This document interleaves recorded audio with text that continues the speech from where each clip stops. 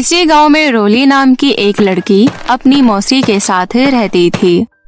रोली के पैदा होने से पहले ही उसके पिता की मौत हो गई और उसको जन्म देते हुए उसकी माँ की मौत हो जाती है, जिसके बाद रोली की मौसी राधा उसे अपने घर ले आती है और उसकी देखभाल करती है। राधा हॉस्पिटल में झाड़ू पोछा का काम करके जैसे तैसे घर का गुजारा करती थी और रोली को स्कूल पढ़ने भेजती थी।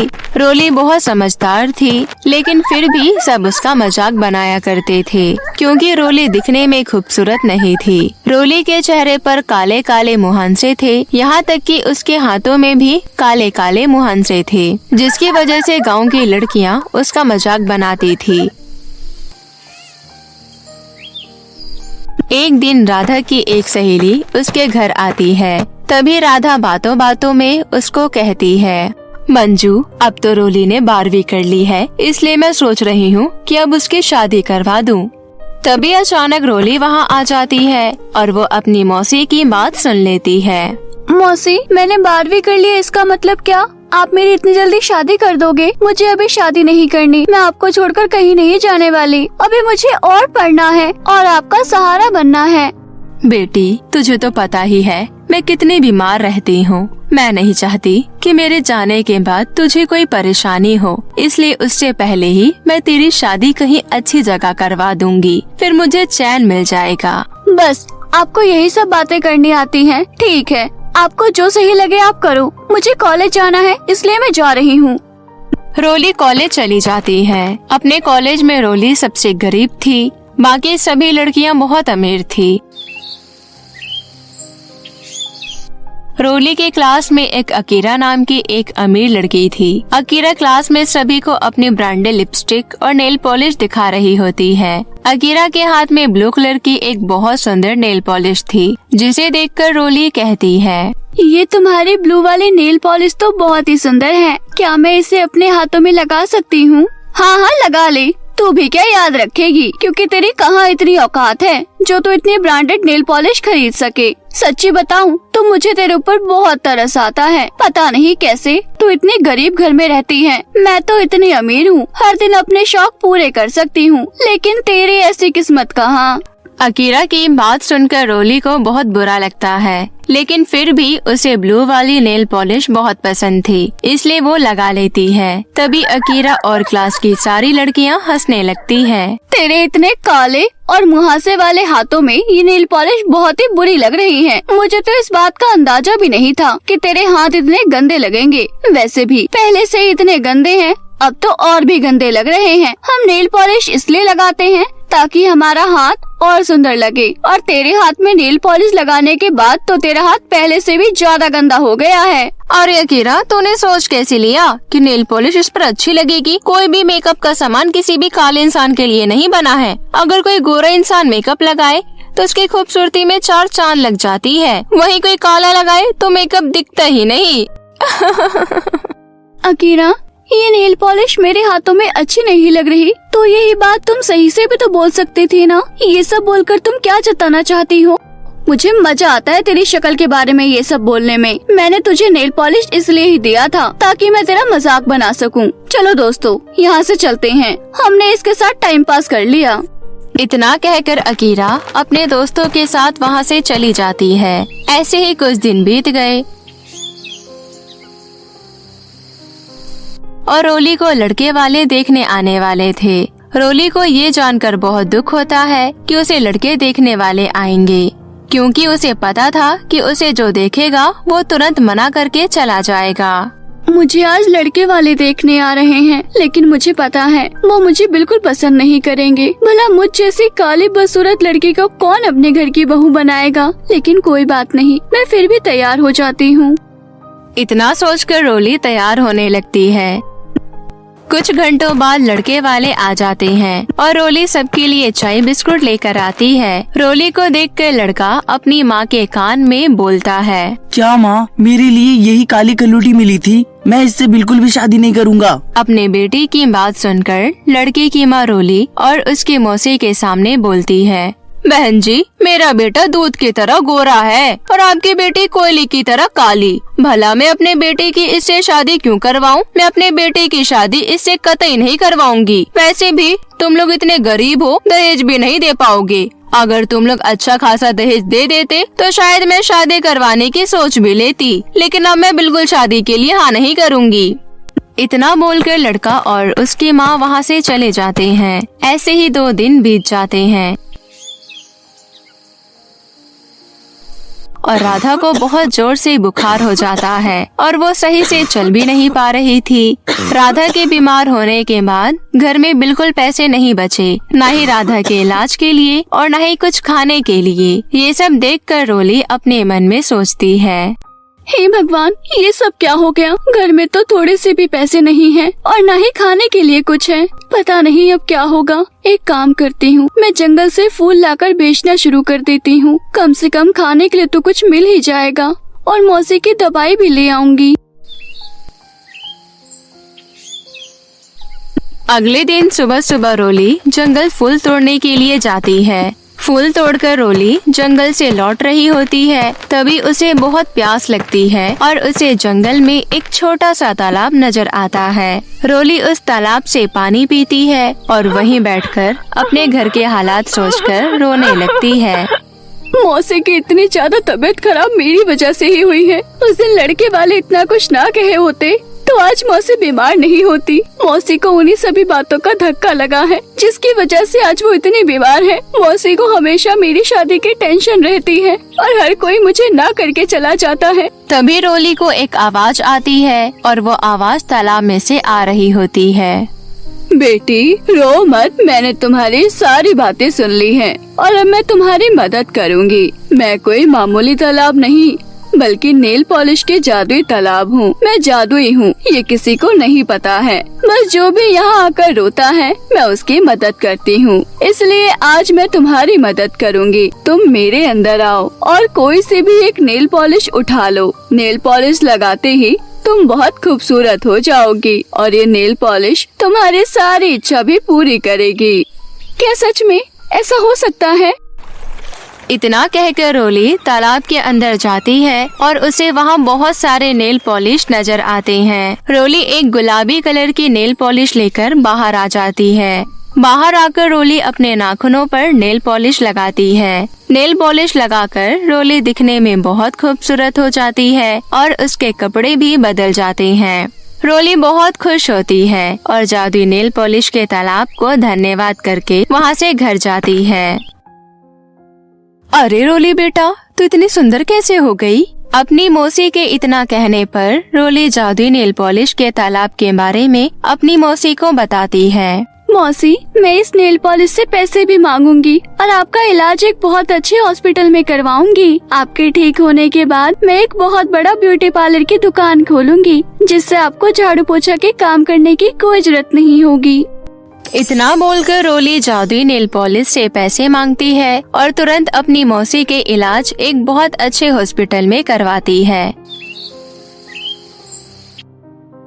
15 दिन बाद राधा पूरी तरह से ठीक हो जाती है। उसके बाद रोली जादुई नेल पॉलिश से फिर से पैसे लेती है और एक बड़ा सा ब्यूटी पार्लर खोलती है। सभी लोग रोली के ब्यूटी पार्लर में आते थे जिससे उसकी बहुत अच्छी खासी कमाई हो जाती थी। ऐसे ही कई दिन बीत जाते हैं। एक दिन रोली अपने ब्यूटी पार्लर से अपने घर आ रही होती है। तभी रास्ते में उसे अकीरा और उसकी माँ रास्ते में भीख मांगती हुई नजर आती है। रोली अकीरा के पास जाती है और बोलती है, अरे अकीरा, तुम यहाँ भीख क्यों मांग रही हो? और इतने दिनों से तो तुम स्कूल भी नहीं आ रही हो। मुझे बताओ क्या हुआ? रोली, मेरे पापा का बिजनेस डूब गया जिसके सदमे में आकर उनकी जान चली गई और उनके जाने के बाद हमारी बची कुची जमा पूंजी भी खत्म हो गई और हम रोड पर आ गए। मुझे माफ कर दो रोली, मैंने तुम्हारी गरीबी का बहुत मजाक बनाया था। कोई बात नहीं अकीरा, सब ठीक हो जाएगा। इतना बोलकर रोली पैसे निकालती है और अकीरा को दे देती है। ये लो अकीरा पैसे, इससे तुम एक किराने की दुकान खोल लेना। तुम्हारी मम्मी किराने की दुकान पर काम कर लिया करेगी और तुम कॉलेज आकर अपनी पढ़ाई पूरी करना। ये सब देखकर अकीरा और उसकी माँ की आंखों में आंसू आ जाते हैं और दोनों रोली को गले से लगा लेते हैं। उन दोनों की मदद करके रोली भी बहुत खुश थी। उस दिन के बाद से रोली और अकीरा बहुत अच्छे दोस्त बन जाते हैं और हमेशा एक साथ हंसी खुशी रहते हैं। एक बार की बात है, सरोजनीपुर नाम के एक गांव में पार्वती नाम की एक अनाथ लड़की रहती थी।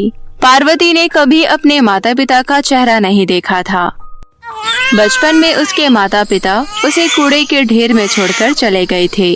किसी भले इंसान ने कुछ दिनों तक उसकी देखरेख की। उसके बाद उसने भी पवित्रा को यूं ही सड़कों पर छोड़ दिया। पवित्रा बचपन से ही कूड़े के ढेर में पली बढ़ी लड़की थी। बड़ी होने के बाद मेहनत करके उसने अपनी एक छोटी सी झोपड़ी बनाई और उसी में रहने लगी। पवित्रा एक शोरूम में झाड़ू पोछा लगाने का काम करती थी। वो अपना काम बहुत मन से करती थी। एक दिन शोरूम की मालकिन ने पवित्रा से कहा, पवित्रा, तुम जब से आई हो पूरा शोरूम हमेशा चमकता रहता है। तुम अपना काम बहुत अच्छे से करती हो। तुम एक काम करो, अब से तुम झाड़ू पोछा लगाने का काम छोड़ दो और यहीं पर डिलीवरी गर्ल की नौकरी कर लो। उसमें तुम्हें ज्यादा तनख्वाह मिलेगी। आपका बहुत बहुत शुक्रिया मालकिन, आप मेरे बारे में कितना सोचती हैं। अभी तुम घर चली जाओ और कल से सामान को दुकानों तक पहुंचाने का काम करना। उसके बाद पवित्रा वापस घर आ जाती है। पवित्रा खुद बहुत गरीब थी, लेकिन फिर भी लोगों की मदद करने से पीछे नहीं हटती थी। वो अपने आसपास के सभी जरूरतमंद लोगों की मदद करती रहती थी, फिर चाहे उसके लिए उसे खुद ही क्यों ना तकलीफ उठानी पड़े। अगले दिन सुबह सुबह पवित्रा अपने लिए लंच पैक करती है और उसे लेकर काम पर जाने लगती है। पवित्रा काम पर जा रही थी, तभी उसे रास्ते में एक बूढ़ी अम्मा दिखती है। पवित्रा उस बूढ़ी अम्मा की हमेशा मदद किया करती थी। उन्हें कुछ न कुछ खाने के लिए देती रहती थी। आज भी वो बूढ़ी अम्मा बहुत भूखी थी। पवित्रा उनके पास जाती है और कहती है, अम्मा, मुझे पता है आपको भूख लगी है, आप चिंता मत कीजिए, मैं आपके लिए खाना लाई हूँ। इतना कहकर पवित्रा उन अम्मा को अपना लंच बॉक्स दे देती है और आगे बढ़ जाती है। पवित्रा काम पर पहुँचती है और लगन से अपना काम करती है। वो शोरूम से सैंडल और गाउन छोटी मोटी दुकानों तक पहुँचाया करती थी। इस काम से वैसे तो वो काफी थक जाती थी, लेकिन उसे पैसे भी अच्छे खासे मिल रहे थे। काम करके पवित्रा जब घर आने लगती है तो उसको रास्ते में एक लड़की दिखती है जो कि बहुत ज्यादा रो रही थी। पवित्रा उस लड़की के पास जाती है और कहती है, क्या बात है, तुम इतना क्यों रो रही हो और तुम्हारा नाम क्या है? मेरा नाम अंजलि है। मैं अपनी सौतेली माँ के साथ रहती हूँ। वो मुझ पर बहुत अत्याचार करती है। उसने मुझे घर से निकाल दिया। मैं बेसहारा हो गई हूँ। मेरे पास ना तो रहने के लिए घर है और ना ही खाने के लिए खाना, और मेरे पिताजी भी अब इस दुनिया में नहीं रहे। पवित्रा को अंजलि के बारे में जानकर बहुत बुरा लगता है। उसने अपना बचपन बहुत ही ज्यादा बेकार तरीके से बिताया था, इसलिए वो नहीं चाहती थी कि किसी का भी बचपन उसके नजरों के सामने खराब हो। वो अंजलि से कहती है, अंजलि, तुम बिल्कुल निराश मत हो। पास में ही मेरी एक झोपड़ी है, मैं उसी में रहती हूँ। तुम मेरे साथ चलो और जब तक तुम्हारा मन करे तब तक तुम वहाँ रहना। अंजलि पवित्रा का धन्यवाद करती है और उसके साथ उसके घर तक जाने लगती है। घर पहुंचने के बाद पवित्रा अंजलि को खाने के लिए खाना देती है। पेट भर खाना खाने के बाद अंजलि कहती है, आपका बहुत बहुत शुक्रिया दीदी, आपने मेरी मदद की। मुझे बहुत जोर की नींद आ रही है, क्या मैं सो जाऊं? अरे हाँ हाँ, इसमें भी भला कोई पूछने की बात है। तुम खाट पर सो जाओ, मैं जमीन पर सो जाऊंगी। पवित्रा अंजलि को खाट पर सुला देती है और खुद जमीन पर सो जाती है। पवित्रा पवित्र मन से अंजलि की सेवा कर रही थी, लेकिन अंजलि एक बहुत ही चतुर और चालाक लड़की थी।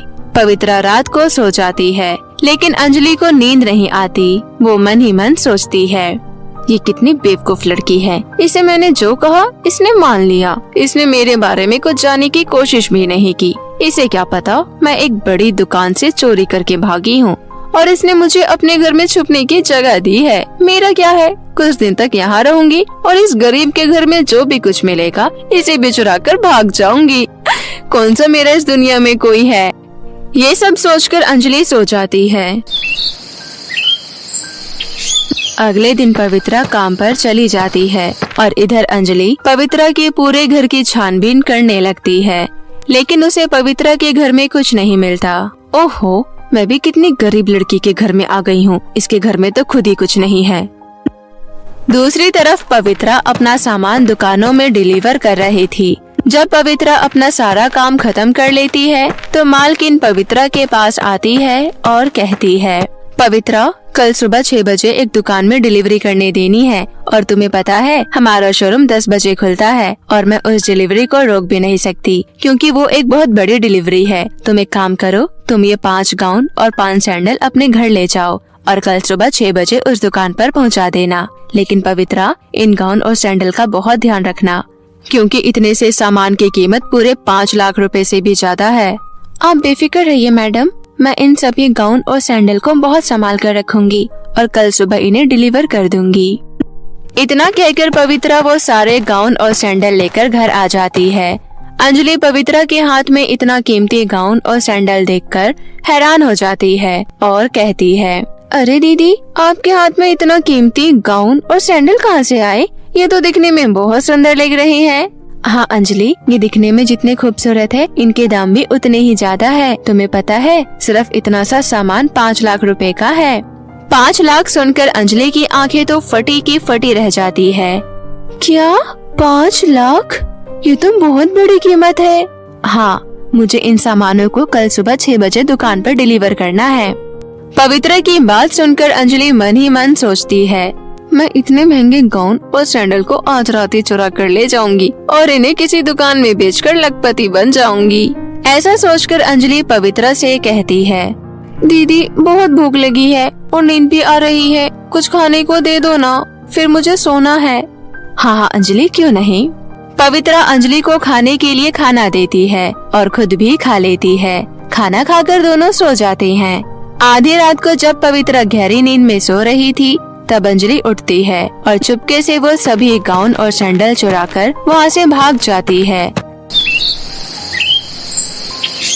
सुबह 5 बजे जब पवित्रा की आँख खुलती है तो वो देखती है अंजलि खाट पर नहीं है। अरे, ये अंजलि इतनी सुबह सुबह कहाँ चली गई? शायद बाहर टहलने गई होगी। मैं फटाफट तैयार होकर गाउन और सैंडल डिलीवर कर आती हूँ। ऐसा सोचने के बाद पवित्रा की नजर वहाँ जाती है जहाँ उसने गाउन रखा था, लेकिन वहाँ पर तो कुछ भी नहीं था। पवित्रा पूरे घर में ढूंढती है लेकिन उसे गाउन और सैंडल कहीं नहीं दिखता। उसे समझते देर नहीं लगती कि उसके गाउन और सैंडल चोरी हो गए हैं और उन्हें चुराने वाला कोई और नहीं बल्कि अंजलि है। पवित्रा खुद से ही कहती है, मुझे अंजलि से ये बिल्कुल उम्मीद नहीं थी। उसने जिस थाली में खाया उसे मैं छेद किया। भलाई का तो जमाना ही नहीं है। मैं हमेशा लोगों की मदद करती हूँ, लेकिन फिर भी मेरे साथ ही ना जाने क्यों ऐसा होता है। अब मैं क्या करूँगी? इतनी महंगी रकम कैसे चुकाऊंगी? अब मुझे मालकिन को 5 लाख मुआवजा भी देना पड़ेगा और वो मुझे नौकरी से भी निकाल देगी। अब मैं क्या करूँ? ऐसा कहते हुए पवित्रा अपने घर के बाहर सर पकड़कर बैठ जाती है। तभी वहाँ पर आसमान से एक परी आती है और कहती है, क्या बात है पवित्रा, तुम उदास क्यों बैठी हो? आप कौन है? माफ कीजिए, मैंने आपको पहचाना नहीं। मैं परी लोग की रानी परी हूँ। तुम हमेशा लोगों की मदद करती हो। मैंने देखा आज तुम्हें मदद की जरूरत है, इसलिए मैं यहाँ तुम्हारी मदद करने आई हूँ। बताओ क्या परेशानी है? पवित्रा परी को सारी बात बताती है। सारी बात जानकर परी कहती है, ये तो तुम्हारे साथ बहुत बुरा हुआ। तुम चिंता मत करो और मेरे साथ चलो। परी पवित्रा को अपने साथ बादलों में ले जाती है और कहती है, देखो यहाँ पर एक जादुई गाउन का घर है और एक जादुई सैंडल का घर है। इन दोनों में से एक घर तुम्हारी मदद करेगा। मैंने तुम्हें रास्ता दिखा दिया है, अब आगे का कार्य तुम्हें खुद करना होगा। इतना कहकर परी वहाँ से गायब हो जाती है। एक जादुई गाउन और एक जादुई सैंडल का घर दिखता है। पवित्रा के वहाँ पहुँचते ही जादुई गाउन का घर कहती है, सुनो पवित्रा, मेरे घर के अंदर बहुत सारी धन दौलत है। इतने सारे धन दौलत से तुम रातों रात करोड़पति बन जाओगी। तभी जादुई सैंडल के घर में से आवाज आती है, पवित्रा, मेरे घर के अंदर कोई धन दौलत नहीं है, लेकिन 5 कीमती गाउन और 5 कीमती सैंडल है। तुम इन्हें लेकर दुकान पर डिलीवर कर सकती हो और अपना जीवन साधारण तरीके से व्यतीत कर सकती हो। पवित्रा का ये फैसला सुनने के बाद जादुई गाउन का घर वहाँ से गायब हो जाती है। फिर पवित्रा जादुई सैंडल के घर में जाती है और कीमती गाउन और सैंडल को लेकर वापस आ जाती है और जादुई सैंडल के घर को धन्यवाद कहकर वापस अपने घर आ जाती है। भला हो परी का, जिन्होंने मेरी मदद की। अब मैं फटाफट इन गाउन और सैंडल को दुकान पर डिलीवर करके आती हूँ। पवित्रा गाउन को और सैंडल को डिलीवर करके वापस आ रही होती है कि तभी उसे रास्ते में अंजलि दिखती है। अंजलि पवित्रा को देखकर उसके पास आकर उसे माफी मांगने लगती है। मुझे माफ कर दो दीदी, मैंने आपके गाउन और सैंडल को चुरा लिया था, लेकिन जब मैं उन्हें चुरा कर भाग रही थी तो कुछ गुंडों ने वो मुझसे छीन लिया। मुझे माफ कर दो दीदी, मुझे पुलिस के हवाले मत करना। तुम इतने दिनों तक मेरे साथ रही हो, इसलिए मैं तुम्हें छोटी बहन की तरह मानती हूँ, लेकिन तुम्हारी गलती माफ करने लायक बिल्कुल नहीं है, इसलिए मैं तुम्हारी पुलिस में कंप्लेंट तो नहीं करूँगी, लेकिन आज के बाद तुम मेरे घर में नहीं रहोगी। इसके बाद अंजलि वहाँ से चली जाती है और पवित्रा मालकिन से जाकर मिलती है।